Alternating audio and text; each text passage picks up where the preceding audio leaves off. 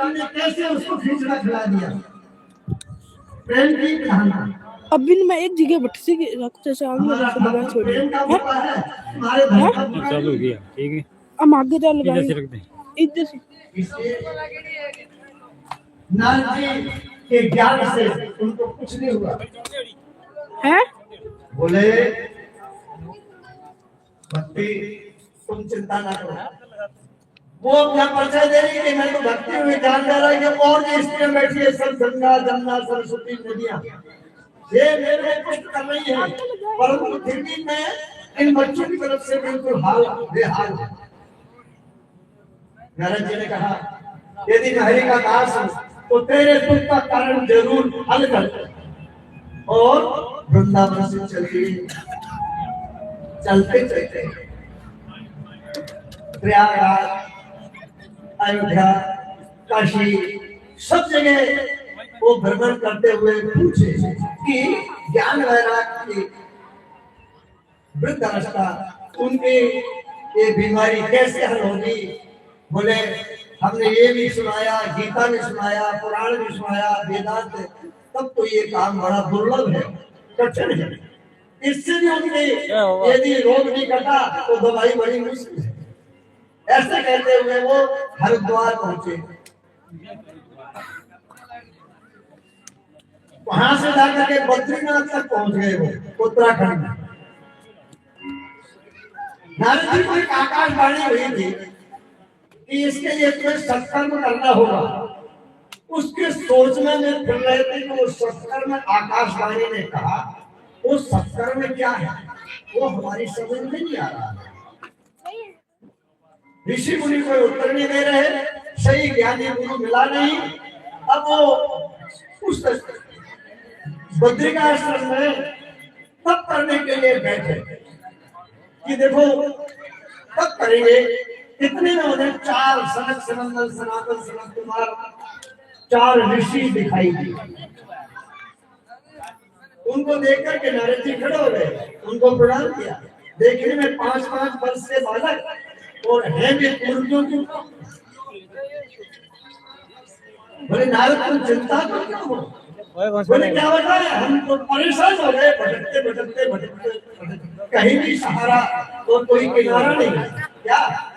बोले ज्ञान और वैराग के बुढ़ापे को मिटाने का कोई जरिया नहीं मिल रहा।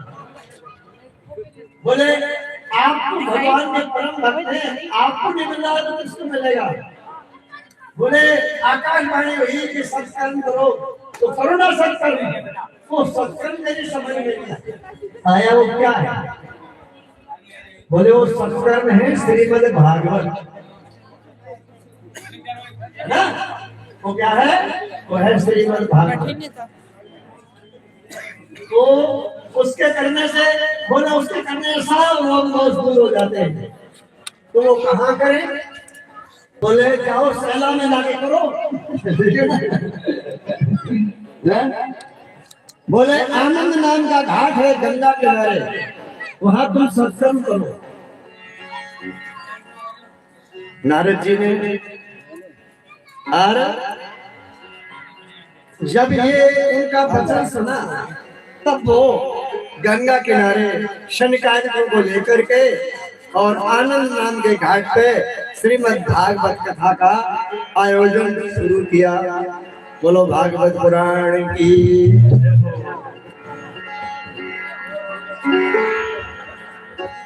ये कलयुग के जीवों के उद्धार करने के लिए श्रीमद् भागवत है और ऋषियों के बहाने हमें प्राप्त हुई है। ये कलयुग है, यह कलयुग है। इसके पहले था द्वापर का काल। तो आओ बच्चों तुम्हें सुनाए उस युग का कुछ हाल।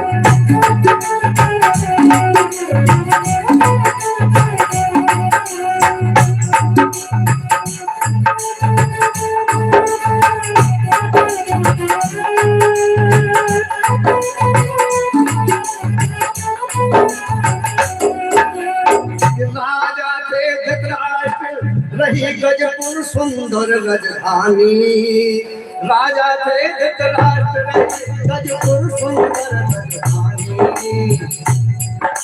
जहाँ बात करते थे तो बड़े वीर अभिमानी।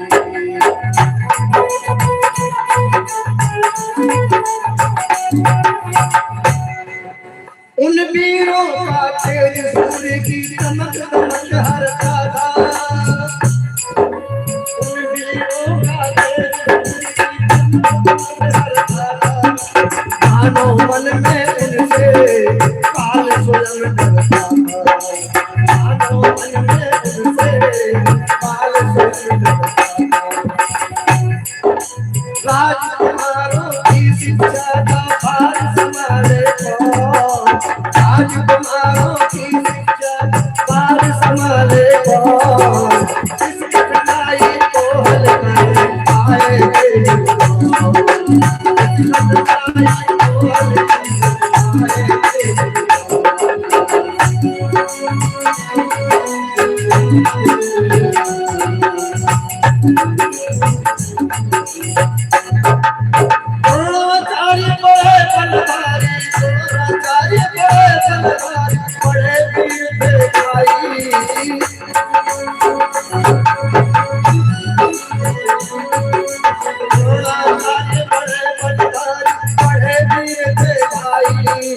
नहीं जीत पाता था उनसे कोई कभी नहीं जीत पाता था उनसे कोई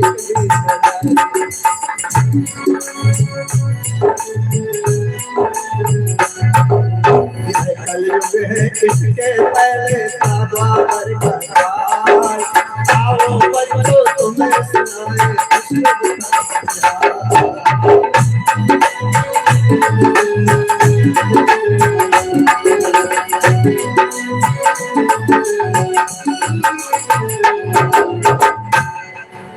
तो ये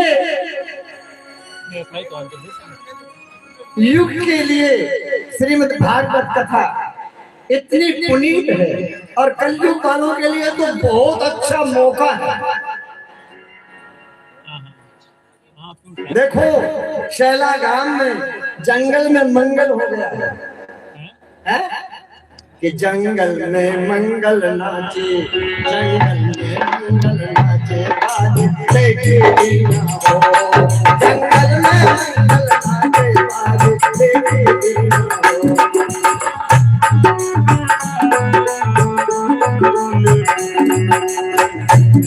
मंगल नाचे आज देखे ना हो।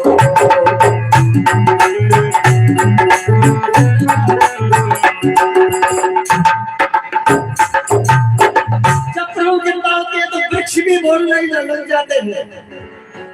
वृक्ष भी बोलने लग जाते हैं और कहते हैं कि कुल राधे राधे रटत है आठ ढाक और कैर भी बोलते हैं। वृक्ष भी बोलते हैं। वे अपना परिचय देते हैं कि महुआ मेरा सगा पड़ोसी। महुआ मेरा सगा पड़ोसी। पीपल मेरा भाई। महुआ मेरा सगा पड़ोसी। पीपल मेरा भाई।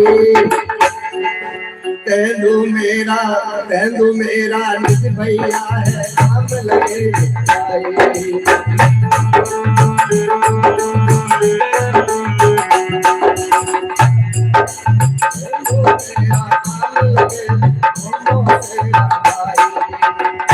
मेरा भाई है। मेरा भाई है। नाम लगे भाई। नाम लगे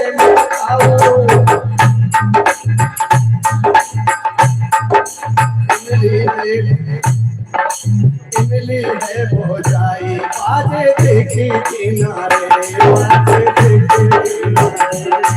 जंगल में मंगल नाच।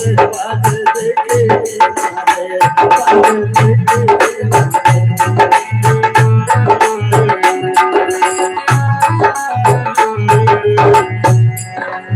सब जगह हल्ला हो गया।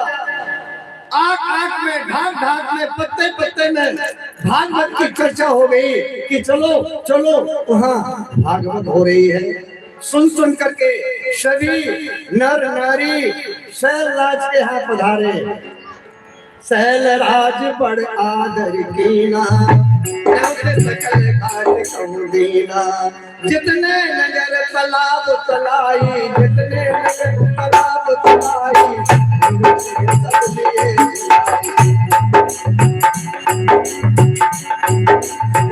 सब लिए और सब सुंदर रूप धारण करके इस शैला नगरी में कथा सुनने के लिए आ गए। बोलो हिमांचल महाराज की। एक अचंभा हुआ वहां पर, जब खूब जोरदार झंकारा चल रहा था, आनंद की लहर हो रही थी, तो ज्ञान और वैराग्य और भक्ति माता वहां प्रकट हो गई। श्रीमन नारायण नारायण नारायण।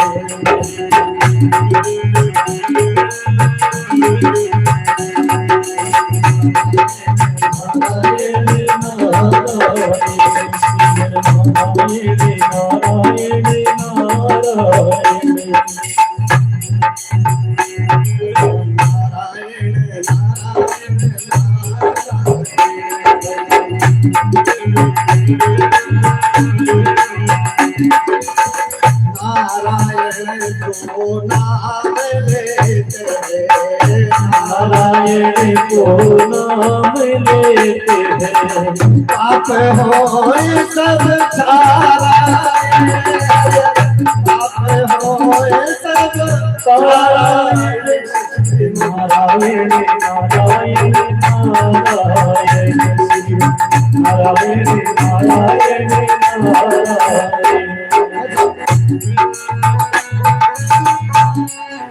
लक्ष्मी नारायण भगवान की।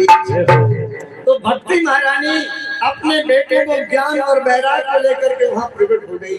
कीर्तन करते हुए श्री कृष्ण गोविंद हरे मुरारी, हे नारायण वासुदेवा। कृष्ण गोविंद हरे मुरारी, हे नारायण वासुदेवा।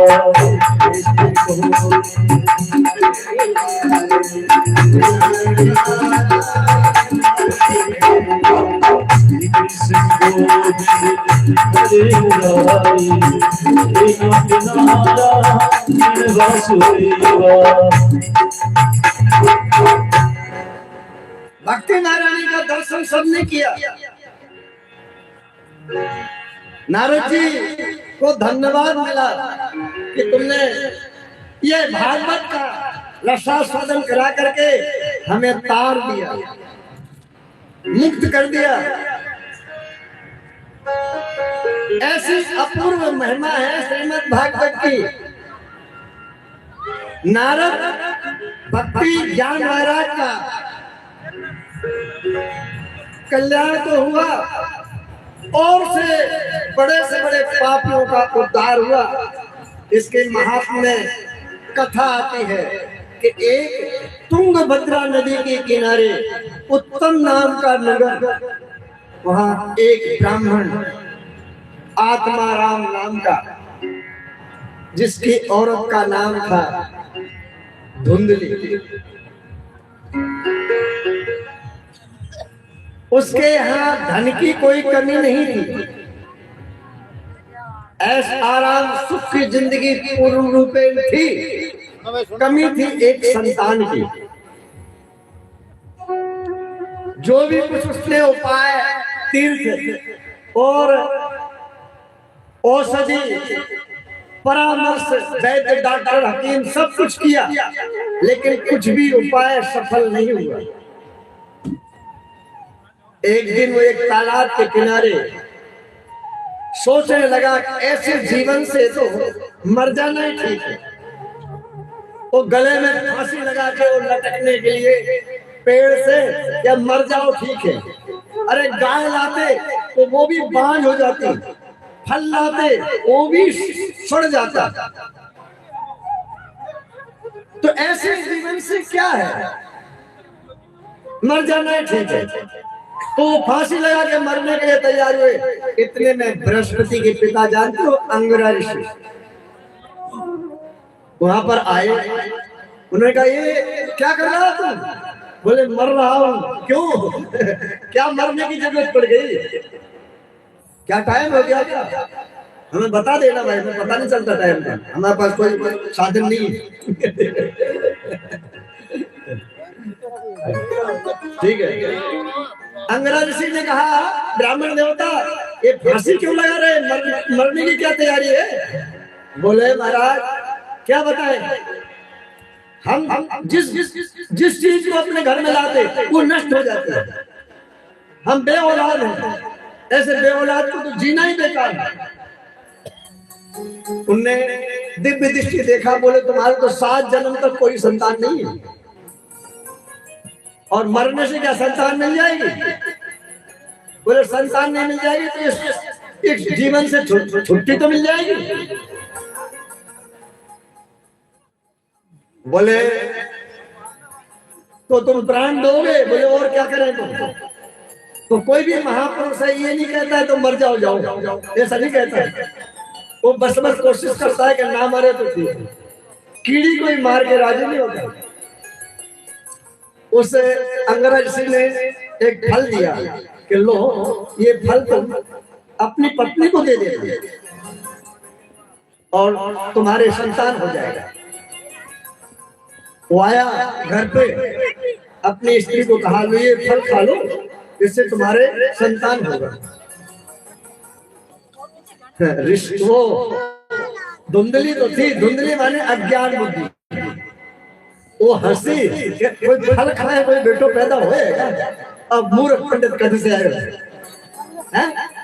फल खाए कोई संतान होए, किसकी बातों में आ गया? उसने वो फल एक गाय को दे दिया। उसकी कोई बहन है, उससे बोला कि भाई पतिदेव एक फल लाए कि इन्हें खाओ सो बेटा हो जाए। तो ऐसा होएगा? गूंगो पति है देव। तो मैंने तो गाय को दे दिया, बढ़िया किया।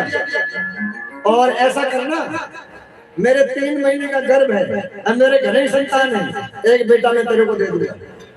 और तो मेरे पति को रिश्ते कुछ खर्चा दे देना तो अपना पुत्र तुझे दे देंगे, और कहना कि मेरे बेटा हुआ है और मैं चोरी से तेरे घर भेज दूंगी। और कह देना हमारी बहन के बेटा हुआ वो खत्म हो गया और वो दूध पिला जाएगी यहाँ आकर के, तो ऐसा बच्चे का पालन पोषण हो जाएगा। इस तरह से त्रिया चरित्र बना लिया, त्रिया चरित्र बना लिया। पतिदेव को कह दिया कि मैंने तो फल खा लिया। समय हुआ, उसके बेटा हुआ, वो इसको दे गई और ये कहती है मेरे स्तन में दूध नहीं आ रहा, बिना जन्म में दूध करने से आया। तो मेरी बहन का एक बच्चा हुआ था, वो खत्म हो गया 3 महीने का, उसको बुलाऊं और वो दूध पिला देगी तो इससे अपना बच्चा पल जाएगा। आपने उन्होंने कहा बहुत बढ़िया है, उनने बड़ी खुशी मनाई, चलो हमारे बच्चा हुआ है, खुशी की बात है। बड़े प्रसन्नता से उसका नाम तो माँ ने अपना बेटे का नाम धुंधकारी रख दिया। 3 महीने बाद गाय के फल दिया, उसके भी एक बालक पैदा हो गया। उसके गाय के से कान थे और मनुष्य का शरीर था। आप लोगों को लोग हंसने लगे और खुशियां मनाने लगे कि देखो इनके गायों के भी बेटा होने लगे। जहां संतान की इतनी भूख थी, वहां ऐसे भगवान की कृपा हुई कि गाय भी बेटा जन्मने लगी। आप लोगों का तो भाग खुल गया। परंतु दोनों बेटों के गुण अलग अलग हुए। थोड़ा बड़ा हुआ तो गोकर्ण को विद्वान हुआ, समझदार हुआ, और वो बाप ने समझाया कि बेटा ये क्या ब्राह्मण के बालक का ये काम थोड़ी है, लेकिन वो किसी की नहीं मानता। चोरी जारी बदमाशी सब कुछ उसको आता। गोकर्ण बड़ा शिक्षित दीक्षित हुआ, उसने पिता को ज्ञान दिया, पिता जी ना तो किसी को बेटा पार करता है और ना किसी को कोई संबंधी पार करता है, अपने ही कर्म अपने को पार लगाते हैं। तुम भगवान का भजन करो, इससे तुम्हारी मुक्ति होगी। संतान से मुक्ति नहीं होती है, अपने कर्मों से होती है। कर्म प्रधान विश्व करुणाकर। पिता को ज्ञान देने से आप दो वन में भजन करने के लिए चले गए। माता थी धुंधली, वो अपने पुत्र के साथ रहती। गोकर्ण पिता की आज्ञा लेकर के पिता तो वन को चले गए और गोकर्ण काशी चला गया पढ़ने के लिए। अब तो माँ और बेटा दोनों थे। एक दिन वो धुंधकारी ने कहा, पैसे ले आ, पैसे ले आ। कमाता तो कुछ था नहीं, मदिरा पान करता, ऊट पटांग खर्चा, माता की पिटाई कर दी। माँ डर के मारे कुएं में गिर के मर गई। अब अकेला रह गया तो उसने घर में 5 वेश्याओं को रख लिया और चोरी करता, उनको राजी करता। एक दिन उन्होंने विचार किया कि रोजाना चोरी करता है, अच्छे अच्छे गहने लाता है, किसी न किसी दिन तो पकड़ेगा ही, तो माल बरामद होगा तो हमारी भी फांसी होगी साथ में, क्योंकि चोरी कराने वाला भी चोर होता है।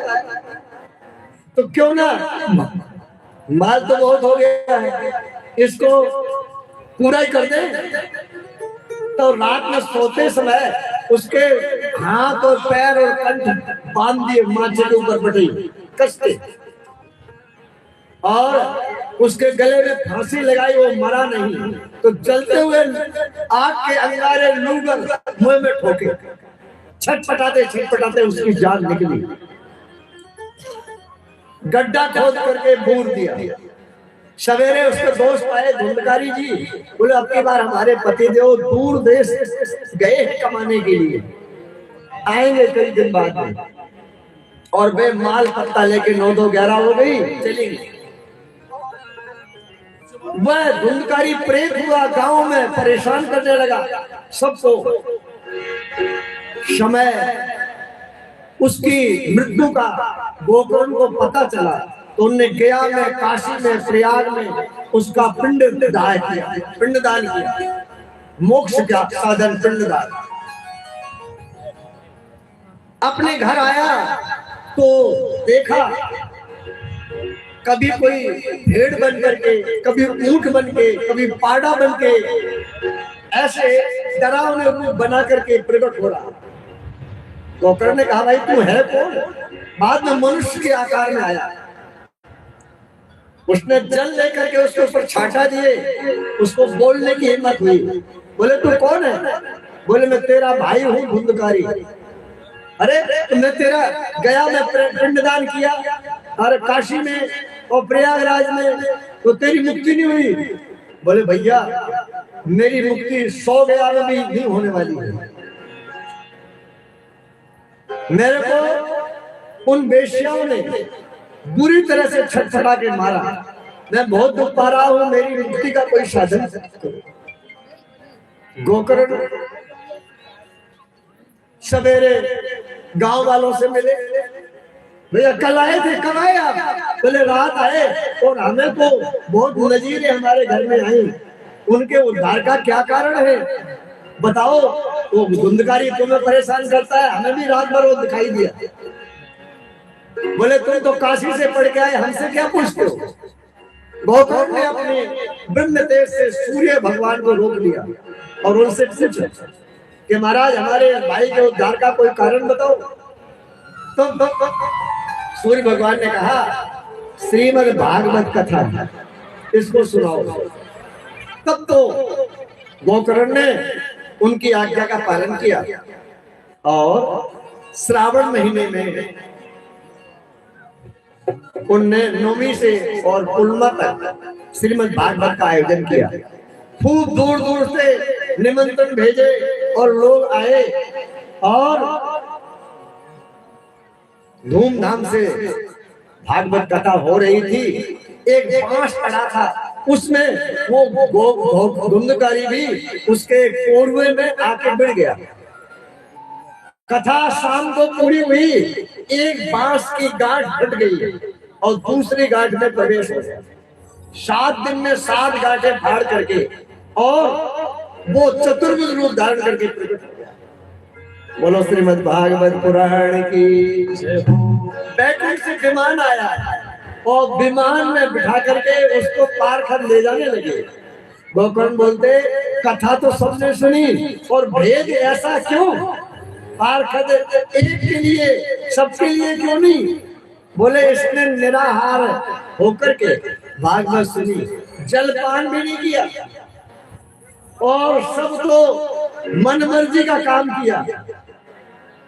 तो जो चित्त लगा के भागवत कथा सुन ले उसका निश्चित कल्याण हो जाता है। मैंने किसका अनुभव किया, मैं कथा वाचक नहीं हूं, प्रैक्टिकल मैंने किया कि इस कथा वाचने से शरीर के अंदर इतना रूपांतर आता है कि बुरे कर्मों से पीछा छूटता है। बुरे कर्म जब पीछे से अपने को छोड़ देंगे तो उजाला होगा। तो उजाले में तो कुछ दिखेगा ही, अंधेरे में क्या दिखेगा? अंधेरे अंधेरे में लोग फिर रहे हैं भटकते। हमसे भी कहते हैं और माला क्यों फेरो? ओके है। हरिद्वार में एक साधु बोलता अरे हाथ में चोट लगी है क्या? वो ये पता नहीं कि गोमुखी है, मैंने देखो ही कोई खाली 10 रुपए के लिए साधु ला, 10 रुपए दो 10 रुपए के लिए साधु। हम माला फेर रहे, बोलो अरे हाथ में चोट लगी है मुझे। बोलो साधु बन करके भी नारायण का नाम नहीं आता। कितना अच्छा मौका प्रभु ने दिया आपको। एक नाम से ही तुम्हारा कल्याण, ना तप करना, ना जप करना, और न यज्ञ करना, न हवन करना, न कोई धन खर्च करना। धन है तो धर्म करो, मुक्ति नाम से। अब तो गोकर्ण को पारखों ने समझाया, गोकर्ण तुम इसके जैसे कथा सब सुने तो सबके लिए विमान आएंगे और तुम्हें तो साक्षात ब्रह्म नारायण अपने छाती से लगा लेंगे, अपना रूप दे देंगे। तब तो चस्का लग गया। जिसको जिस चीज का चस्का लग गया था वो काम करे ही सरे। कोई ने बीड़ी को लग जाए तो कह ले मुन्नो फेर ले लो। अरे मुन्ने फेर के वो बीड़ी तो गंदी चीज है। भागवत में बीड़ी नहीं होनी चाहिए। भागवत में कोई कुमाना सा जाए तो भगाना चाहिए। देखो एक पंडित जी बैठा है ना, भगाना चाहिए, वो बैठा है ना बैठा है। अब उसको नहीं रोकोगे तो यहाँ भी आगे बैठ जाएगा। तो स्वयं सेवक होना चाहिए जो रक्षा करे, है ना? वो तो ठीक मर्यादा से ही बैठा है, नहीं आके यहाँ बैठ जाए तो मैं क्या करूंगा? तो इसलिए दोबारा आषाढ़ शुद्धि नौमी से पूर्णिमा तक दूसरी साल कथा का आयोजन गोकर्ण ने किया। और उस आयोजन में सबको ये परीक्षा मिल गई थी कि भागवत से मोक्ष मिलता है। ये उदाहरण सबके पास था, सबने चित्त लगा करके सुनी और उसका परिणाम क्या हुआ? जितने लोग थे सबके लिए विमान आए और भगवान स्वयं नारायण गोकर्ण को उठा के छाती से लगा लेते हैं। बोलो श्रीमद् भागवत पुराण की जय हो। ऐसी श्रीमद् भागवत कथा है। पंडितों से मुहूर्त पूछ करके शुभ दिन, शुभ तिथि, शुभ समय में श्रोता वैष्णव होना चाहिए। जैसे परीक्षित है, विष्णु दीक्षा इसको होनी चाहिए। जो भागवत करवाए वो जजमान विष्णु दीक्षित होना चाहिए। उसे नारायण का नाम मंत्र जाप उसके पास होना चाहिए। उसका कोई गुरु होना चाहिए। गुरु को सुनाना नहीं चाहिए, है ना? इसलिए सभी लोग सुगरे हो तो भी सुनो और नुगरे हो तो नारायण का नाम जपना आज से ही चालू कर दो। गुरु मंत्र क्या है? नारायण का नाम ही। गर्भ गीता में कहा है कि मेरा नाम ही गुरु मंत्र है। इसको जो जपता है उस पर मैं प्रसन्न होता हूँ। तो सभी लोग बोलो ओम ओम। कोई नहीं बोलता है ओम नमो नारायणाय, ओम नमो नारायणाय, ओम नमो नारायणाय। श्रीमन्नारायण चरणो शरणम प्रपद्ये श्रीमते रामानुजाय नमः। ओम नमो नारायणाय। ये गुरु मंत्र है। नारद जी को गुरु मान लो। आज से तुम्हारे गुरु नारद जी हैं। कृष्णम वंदे जगत गुरु, श्री कृष्ण को गुरु मान लो। ये गोपाल जी आए हैं ना, इनको ही गुरु मान लो। आपके यहाँ गोपाल जी विराजमान हो गए ना, आज से गोपाल को ही गुरु मान लो। तो गोपाल मेरो है, गोविंद मेरो है, गोपाल मेरो है, गोविंद मेरो है, मेरो है, गोपाल मेरो है।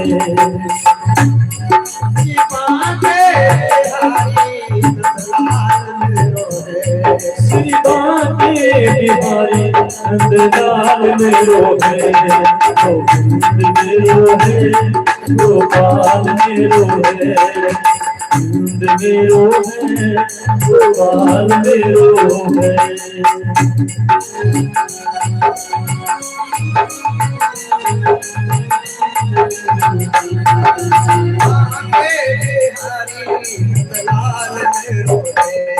श्री बांके बिहारी नंदलाल मेरो है, मेरो है, गोपाल मेरो है, मेरो है, गोपाल मेरो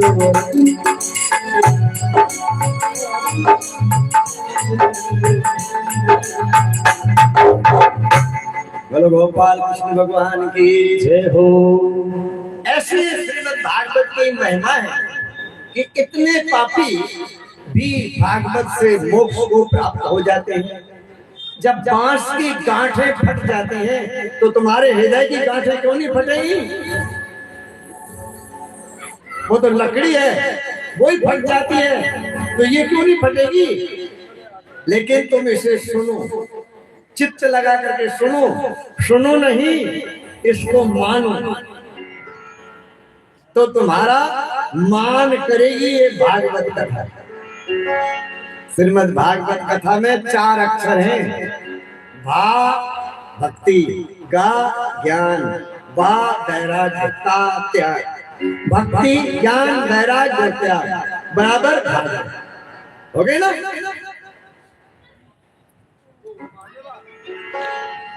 सुखदेव जी शनकादिकों को सूत जी ये भागवत कथा सुना रहे हैं जो हम आपको सुना रहे हैं। विदुर जी को मैत्रेय जी ये कथा सुना रहे हैं। कहाँ? हरिद्वार में। उद्धव को भगवान श्री कृष्ण ने स्वयं सुनाई है प्रभास क्षेत्र में। वही कथा आप अपने इस सैला गांव में सुन रहे हैं। कथा वही की वही है।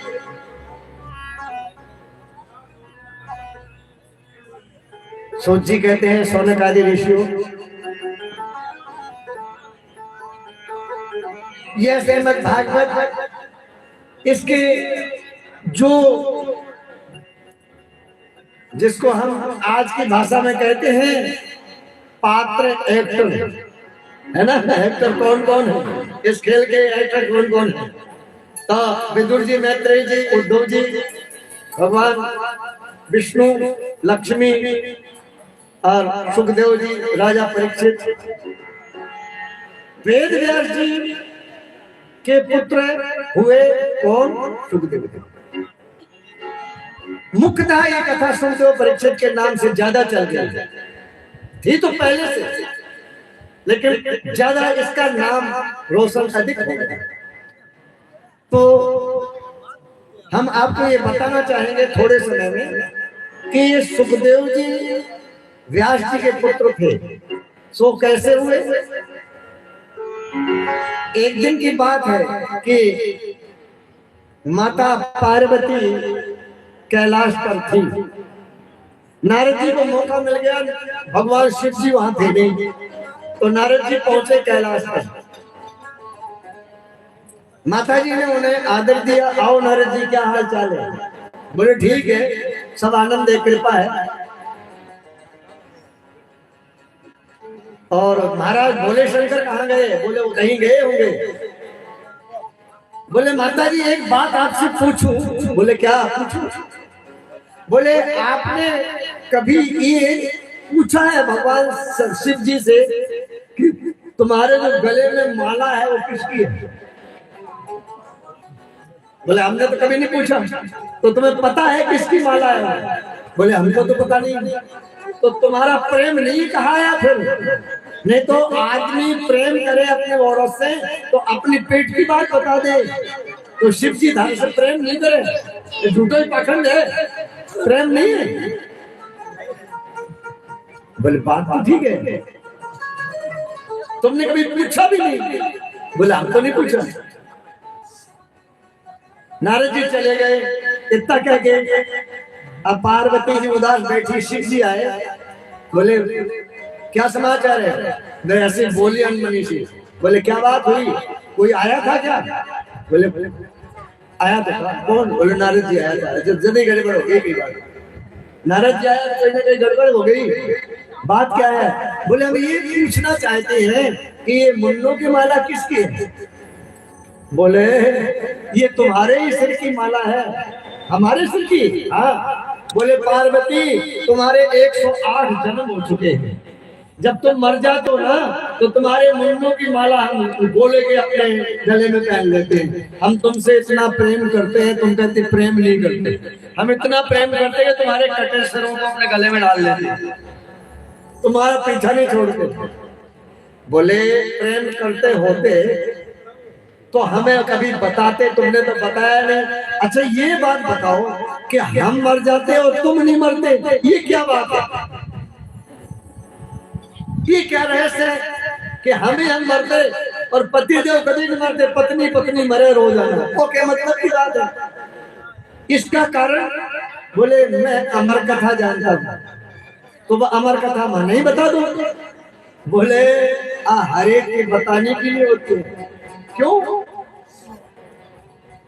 हर एक में आती हूँ क्या? मैं तुम्हारी प्रिया हूँ, हर एक में मेरी गिनती है क्या? बोले इसका क्या मतलब? इसमें जो इस कथा को रंग में रंगा है वो इसको सुनता है, बाकी कोई सुनता भी नहीं। कोई नाटक हो, मदारी का खेल हो तो कोई भी आके देखे, देखो देखो क्या इसमें ज्ञान में कोई नहीं जानता। ये तो कोई पुण्य होते हैं, पुण्यात्मा जी उसको प्राप्त करता है। बोले नहीं, मैं क्या पापात्मा हूँ? आप हमें अमर कथा सुनाओ। बोले ठीक है, तो देखो कोई दूसरा ना सुन ले। उन्हें चुटकी बजाई, 1 2 3। पार्वती ने देखा कि एक बिगले अंडा पड़ा है और तो कोई है नहीं। चुटकी बजाने से जितने पक्षी थे सब चले गए। 3 चुटकी में कोई सो रहे तो जाग गए, दूसरी में चले गए। एक अंडा था, एक चुटकी में तो साबित हो गया, दूसरी में और वो फूट गया, तीसरी में उसके पंख लग गए, चौथी बजती तो उड़ जाता, उड़ा नहीं, उड़ ही रहे। लेकिन ये भागवत तो आपने कई बार सुनी है, लेकिन ये नहीं कभी सुना होगा कि वो बिगले का अंडा क्या था। सुना कभी? नहीं सुना ना? तो और बता देते हैं बिगले का अंडा क्या था। एक दिन राधा रानी और भगवान श्याम सुंदर दोनों में आपस में चर्चा हुई कि हमारी बनाई हुई लीला, हमारी बनाई हुई माया में लोग वशीभूत होकर रमण करते हैं और हम इससे वंचित रहते हैं। हम अपनी माया में रमण नहीं कर रहे और हमारी माया में संसार के जीव रमण रहे, लेकिन हम नहीं कर रहे, हम भी इसका आनंद लें। तो राधा और कृष्ण दोनों पोता और पोती का रूप बना करके उड़ते उड़ते बिटप का पेड़ कैलाश के ऊपर जाकर के पहुंचे और वहां रमण किया। उस दिन कृष्ण का नाम क्या हुआ? राधा रमण। राधा रमण हरि मुकुंद जय जय, राधा रमण हरि मुकुंद जय जय। उस दिन उनका नाम क्या बना? राधा रमण। नहीं तो रमण कभी हुआ ही नहीं राधा का, लेकिन एक दिन दोनों की प्रेरणा से हो गया और एक दिन के रण में एक लीला बन गई बहुत बड़ी। शंकर जी ने चुटकी बजाई तो तो दोनों को भागना पड़ा। तोता तोती दोनों राधा कृष्ण भाग गए। उनसे जो अंडा निकला नीचे पड़ा वो फूट गया। उसको अमर कथा ने जिंदा कर दिया। अब वो तोता बन गया। वो तोता कौन हुआ? स्वयं श्री कृष्ण ही अपने बीजांतर रूपांतर में और तोता बन के आ गए। तेरी लीला तू ही जाने, तेरी लीला तू ही जाने, तू ही बखाने, दूसरा नहीं जानता, ना दूसरा बखान सकता कृष्ण की लीला। अब कृष्ण ही एक तोते का, उनका ही बीज रूप बन गया ना। पार्वती लगी कथा सुनने और शंकर जी लगे सुनाने। जब पार्वती कथा सुनते सुनते कथा का अच्छा आनंद आ गया कि नंद के आनंद भय जय कन्हैया लाल की, नंद के आनंद भय जय कन्हैया लाल की, आनंद भय जय कन्हैया लाल की, नंद के आनंद भय जय कन्हैया लाल की।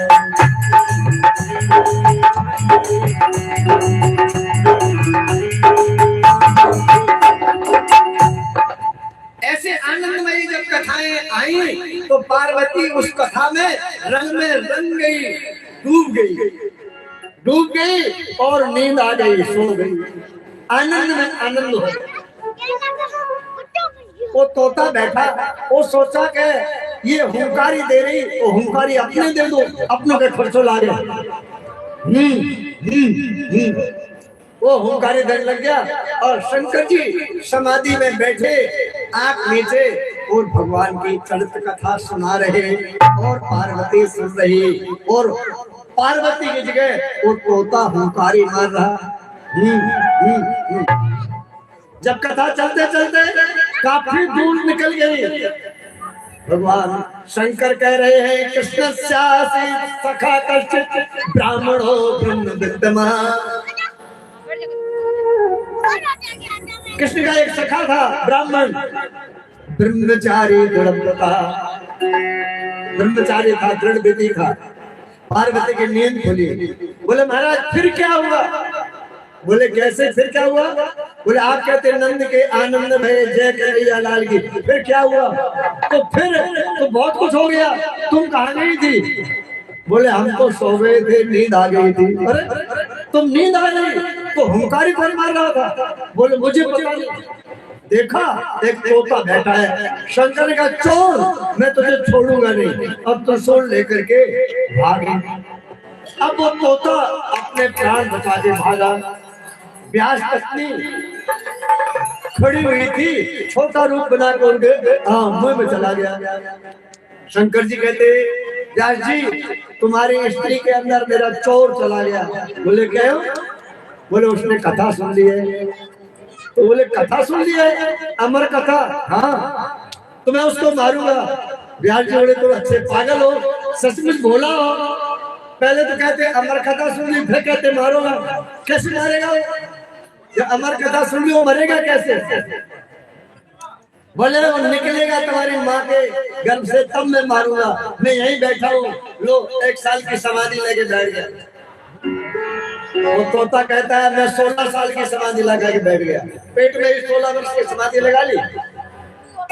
स्वयं कृष्ण योगी था, योगी तो था।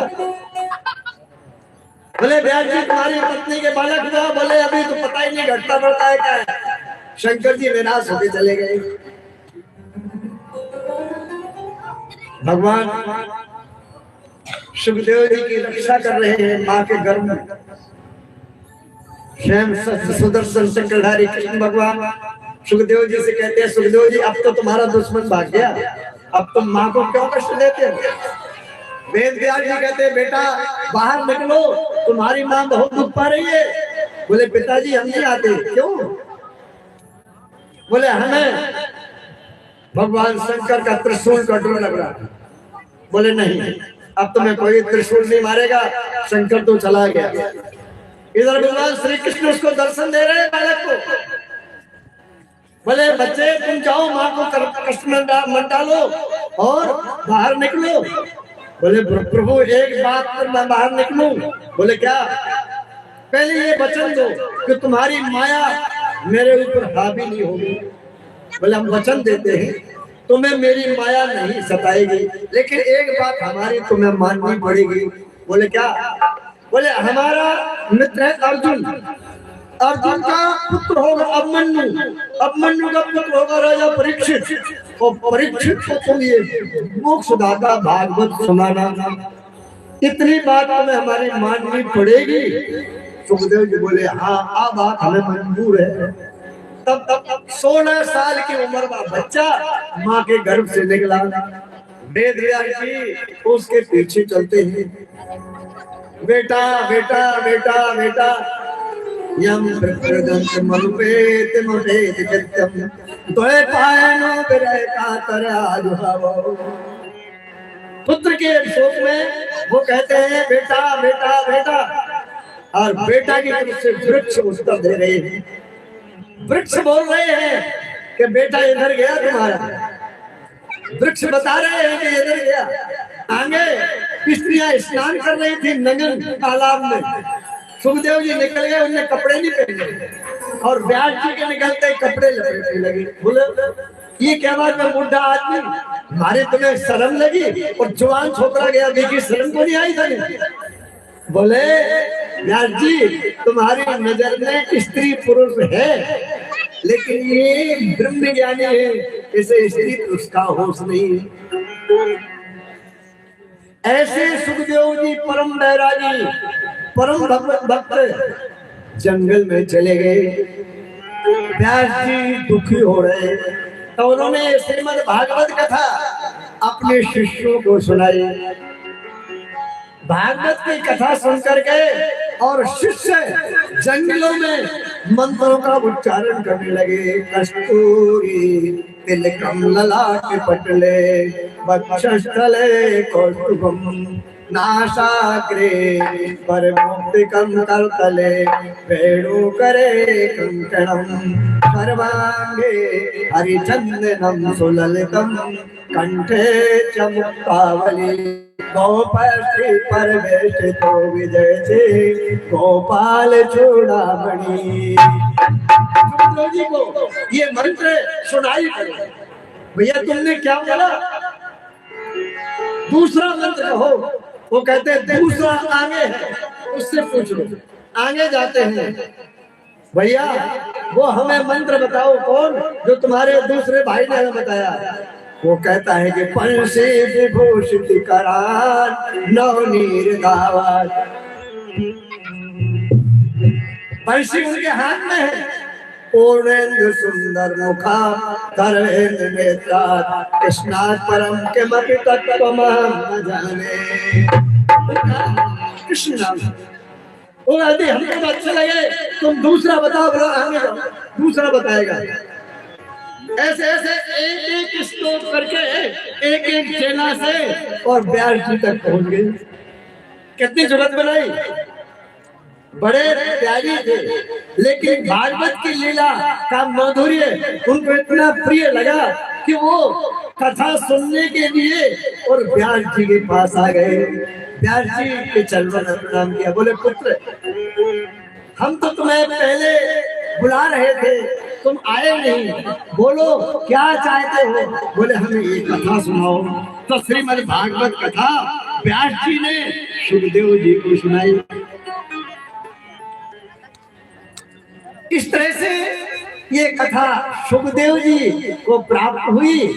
व्यास जी ने भगवत तत्व का ज्ञान उस महाज्ञानी अपने पुत्र को दिया, अपने शिष्यों को दिया, और संसार में इसका प्रचलन आगे से आगे होता गया। तो सुखदेव जी को व्यास जी से जो ज्ञान प्राप्त हुआ वही सूत जी शौनक आदि ऋषियों से कहते हैं, तो वही कथा ये है। शौनक जी सुनो, यह प्रसंग उस समय का है, भागवत का प्रकट क्या है, ये महाभारत से इसका लिंक जुड़ता है। जब दुर्योधन की सेना, कौरवों की सेना इकट्ठी हुई, भीष्म पितामह जब तक सेनापति रहे तब तक वो युद्ध नीति शास्त्र के आधार से चलता रहा। उनके जब शस्त्रास्त्र से और वो बाण सैया पर आ गए।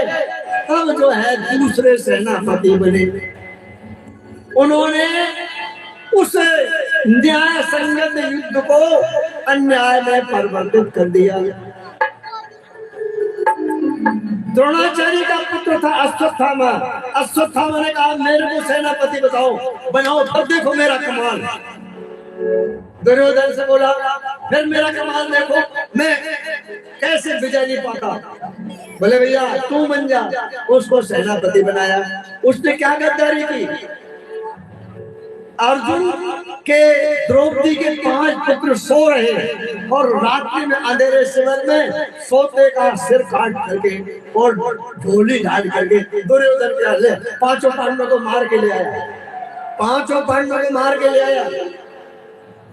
भीम को बड़ा अचंभा हुआ, उसको दुर्योधन को अचंभा हुआ कि इतना सरल तो नहीं है 5 पांडवों को मारना जितना तू कह रहा।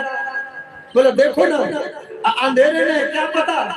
उसने देखा तो उसने बोले भीम का सिर है। उसने दुर्योधन ने सिर को पीछे पिछड़ गया। अरे भीम तो इतना मजबूत है, जो वो जन्मा था पत्थर की चट्टान के 2 टुकड़े हो गए थे, हाथ से छूट गया माँ के। उसका इतना कमजोर है। अरे तूने अनर्थ कर दिया, बहुत बड़ा पाप कर दिया, उनके 5 बच्चों को मार दिया। ये तो बहुत बुरा हुआ, बहुत बड़ा पाप किया, अन्याय कर दिया। दुखी हुआ दुर्योधन। इधर द्रौपदी ने देखा कि मेरे बच्चों का वध कर दिया, तो अर्जुन ने प्रतिज्ञा की कि मैं उसको अभी मारूंगा, छोड़ूंगा नहीं। और धनुष और बाण लेकर के चले अर्जुन। भगवान कृष्ण ने कहा आताताई को मारना जरूरी है, लेकिन ब्राह्मण अधम कभी वध नहीं होता। दोनों बातों को देखते हुए अर्जुन हस्तिनापुर से बहुत दूर जाके रक्तबीज गांव है कोई, आसाम में उसको पकड़ा। 100 किलोमीटर 200 किलोमीटर दूर पकड़ के लाए, मारने के लिए तैयार हुए। वैसे उसने अपने बचाव के लिए ब्रह्मास्त्र छोड़ा और ब्रह्मास्त्र आया तो अर्जुन को कृष्ण ने कहा तुमने ब्रह्मास्त्र चलाना पड़ेगा। दोनों के ब्रह्मास्त्र टकराने लगे। भगवान ने उन दोनों ब्रह्मास्त्रों को शांत किया और अश्वत्थामा पकड़ करके लाए। द्रौपदी ने कहा ये द्रोणाचार्य के गुरु के पुत्र हैं। जैसे मैं अपने पुत्र शोक में दुखी होती हूँ, इसी तरह से इनकी माता कृपी भी रोएगी। जिन गुरुओं से तुमने ऐसी शिक्षा प्राप्त की है, द्रौपदी स्वयंवर में हमें जीत के लाए हो, इतना कुछ आपने किया है, उस गुरु का नाम जल्दी से छोड़ना पाप है, इसलिए इसको मुक्त कर दो। इसने इसकी करनी है जाए, छोड़ दिया। लज्जित होकर के अश्वत्थामा को सजा तो देनी जरूरी है। उसके मस्तक में एक मणि थी, वो निकाल ली और वो चला गया। आज भी वो खून चुचाते फिरता है आसाम की और जो है घाटियों में, पहाड़ों में, आज भी जिंदा है अश्वत्थामा। अश्वत्थामा ने ये विचार करके कि इनका पांडवों का बीज खत्म कर दूं, तो अभिमन्यु का पुत्र था, माँ के गर्भ में, उत्तरा के गर्भ में, और शूल छोड़ा। जब देखा कि उत्तरा के लिए एक आ रहा है तो उत्तरा श्री कृष्ण की शरण में गई। श्री कृष्ण ने उसकी रक्षा करने के लिए सूक्ष्म रूप से उसके हृदय में प्रवेश किया और बालक की रक्षा की। उस अस्त्र को शांत किया, अग्निबाण को शांत किया। बालक देख रहा है कि मेरे सामने कोई ऐसा 4 भुजा का बालक मेरी रक्षा कर रहा है। समय पर आकर के वही बालक, इसका नाम क्या विष्णुराज था। जब जन्मा, जब इसका नाम विष्णुराज था, वो सबकी परीक्षा ले रहा था कि ये वही आदमी है क्या, जिसको देखता है यही वो कृष्ण है क्या, जो मेरे को गर्भ में मिला वो यही है क्या। इसलिए इसका नाम क्या हुआ, परीक्षित। बोलो परीक्षित महाराज की। ऐसे हमने आपको सुखदेव जी की कथा सुनाई और परीक्षित कथा सुनाई। कथा का समय तो नहीं हो गया, आरती का समय हो गया क्या? तो आ जाओ आरती कर लो, आरती से चालू। प्यारी होती के धाम जाओ, जब तक और बताते हैं कथा को अभी करनी जितनी करे उतना ही कम है, जितनी करे उतने कम है। तो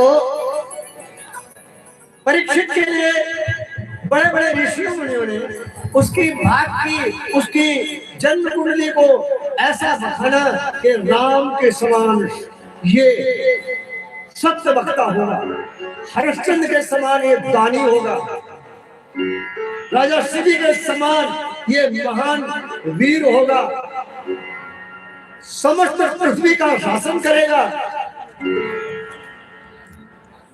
एक कोई छोटा अपराध इससे बन पड़ेगा, कलयुग का दमन करेगा, अनेकों यज्ञ करेगा, किसी ऋषि का अपमान करने से अंत में से साफ लगेगा और गंगा किनारे इसके तक्षक के द्वारा मृत्यु होगी। ऐसे सब ऋषियों ने उसकी भविष्यवाणी बताई। वही परीक्षित दिनों दिन अपने चंद्रमा के चांद इस तरह प्रकाशमान होता गया। पांडव तो हिमालय में और पहले ही चले गए थे, समय का फेर जान करके गांधारी धृतराष्ट्र भी चले गए और वो पांडवंश कुरुवंश का सूर्य तो केवल इसके ही हाथ था। समय आकर के वह परीक्षित उस हस्तिनापुर का राज्य प्राप्त किया। एक दिन जाते घूमने के लिए एक शूद्र को देखा, गाय और बैल को लाठियों से पीट रहा है। परीक्षित कह रहे मूर्ख, मेरे राज्य में ऐसा अन्याय, तलवार ले ली। वो चरणों में गिरा, बोले प्रभु मारो मत। बोले क्यों, कौन है तू? बोले अब मेरा राज आ गया है, समय पर देखो सबका आना होता है। अब शनिवार जाएगा तो बीतवार तो आएगा ही, और शनिवार का बीतवार में आन बंधु भाई, ये तो पृथ्वी का विधान में आना पड़ेगा। इसलिए प्रभु बोले मेरे राज में रह नहीं सकता, तो आपका राज तो सूर्योदय से सूर्यास्त तक में कहाँ रहो। तो उनने उसको 4 जगह रहने के लिए दी, जहाँ हिंसा हो, जहाँ चोरी हो, और जहाँ अनीति हो, जुआ हो, उनका संसर्ग हो, इन जगहों पे तुम्हें रहना है। बोले महाराज कोई अच्छी जगह दो।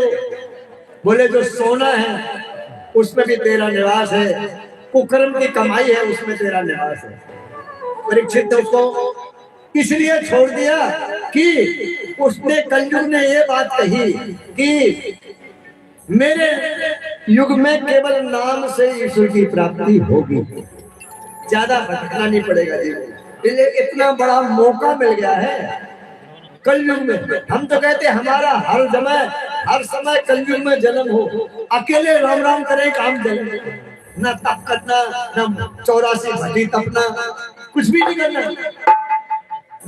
केवल नाम। कितना अच्छा मौका है, इस मौके को मत छोड़ो भाइयों। आप लोग भी इसका मौके का लाभ लो।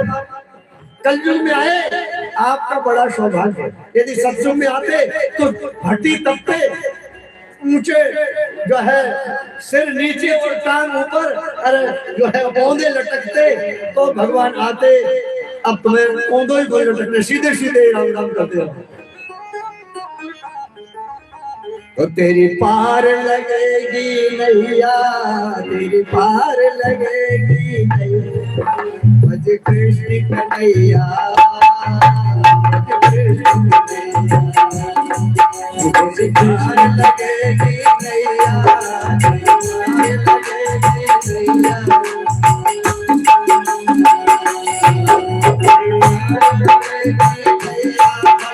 कृष्ण कन्हैया, भजन कृष्ण कन्हैया, भजन कृष्ण कन्हैया, भजन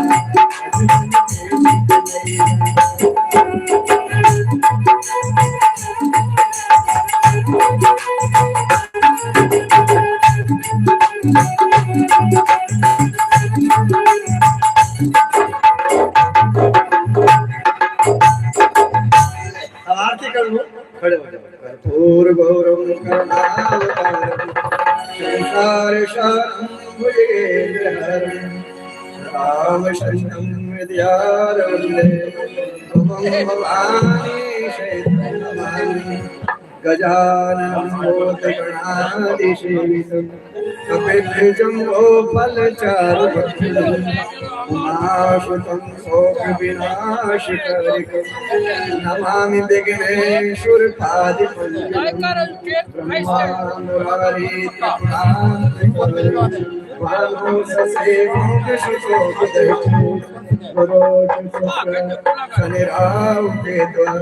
सर्वे ग्रह शांति करा श्री भागवत भगवान की है आरती पाप से है तारती भगवान की है आरती श्री भगवान की है आरती पापियों को पाप से है आरती पापियों श्री भागवत भगवान की है आरती पापियों को पाप से है आरती पापियों को पाप से है आरती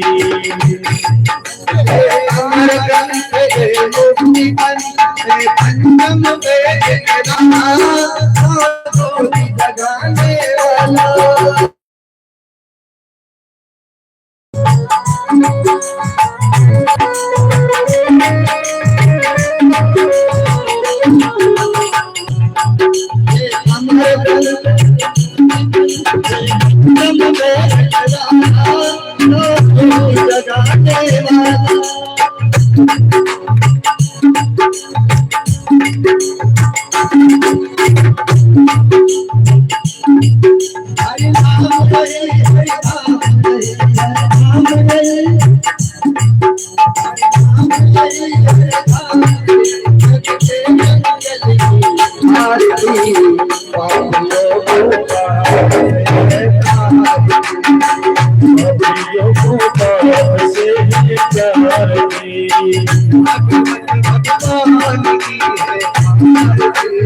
श्री भागवत भगवान की है आरती पापियों को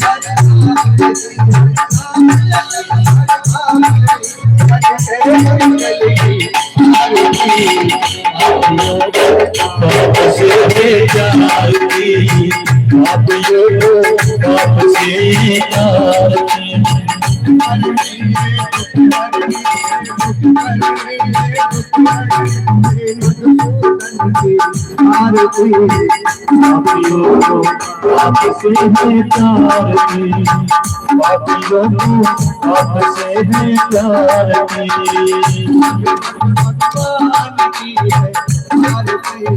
भगवत कथा भगवान की है आरती पापियों को पाप से है आरती पापियों को पाप से है मार्ग दिखाने वाला जिंदगी को बनाने वाला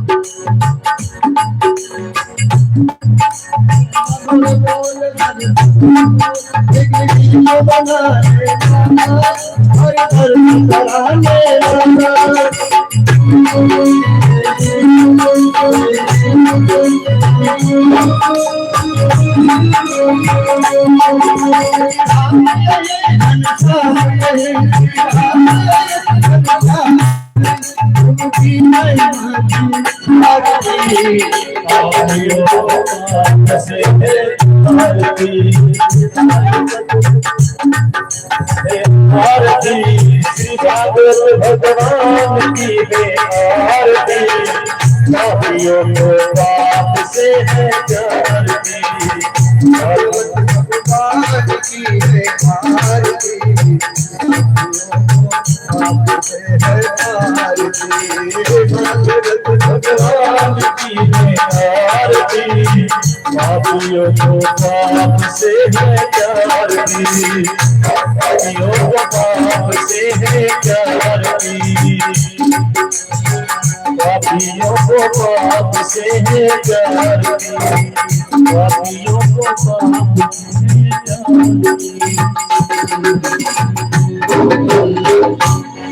बोलो भगवत भगवान की जय हो। पुष्पांजलि कर दो। हरि ओम जगे आरती सबको दे दो, पुष्पांजलि सही कर दो भले। भक्त तो गया, परीक्षित तो सारा नीचे चला गया। हरि ओम जगे जगमय देवा स्थान धर्माणि प्रत्मान न्यासन्ना तेना कम महिमाना सचंजत पूर्वेशाद्या शंति देवः।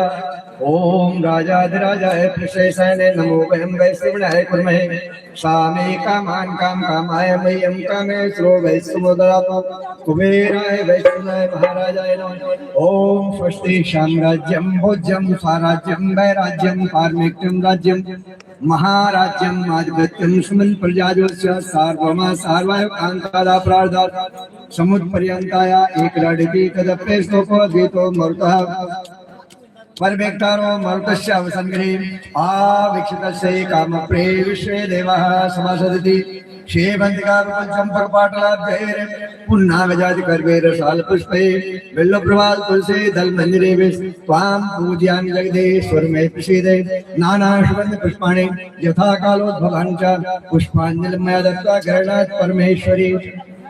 थोड़ा प्रसाद पहले भगवान को चढ़ाया करो, फिर वितरने के लिए दिया करो। भोग है क्या? आते भगवान पे चढ़ा के फिर वितरण करा करो। भोग है? ठीक है ठीक है ठीक है ठीक है। आरती सब लोग ले लो और एक थाली नहीं 5 थाली कर लो, 10 थाली करके करा करो। और एक परीक्षक की 20 परीक्षक बनो, हमारे कोई घाटू को कितना ही परीक्षक बनो। ठीक है। और जितने पैसे है ना, एक आदमी नोट करते जाओ। जितने पैसे चढ़े ना, एक गौ सेवा है, गौशाला में जाने चाहिए। हमारी सेवा तो सबसे लास्ट है, पहले गौ माता की सेवा। हाँ तो गायों की सेवा हम तो चाहते हैं, हमने राकेश से वचन ही दिया। बंद किया सी आप। हाँ, जो जजमान बनना चाहे 1 बनो, 2 बनो, 10 बनो। और जजमान की फीस आप ही रखो 11,000, 21,000, 51,000, जैसा आपने सुनो वो रखो। आपकी गौशाला आपकी जजमान, आपके गौशाला आपके जजमान, कितने रखो। हम क्यों आपको कहेंगे इतना देना पड़ेगा।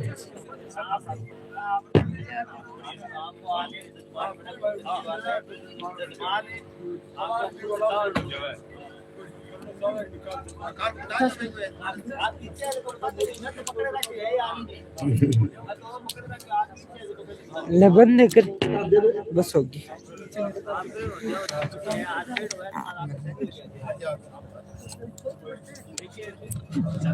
इन्होंने खींच ले। मुझे पता है आप जागरण इन्हें नीचे डाल दी। दीपक निकाल दे रुक जा।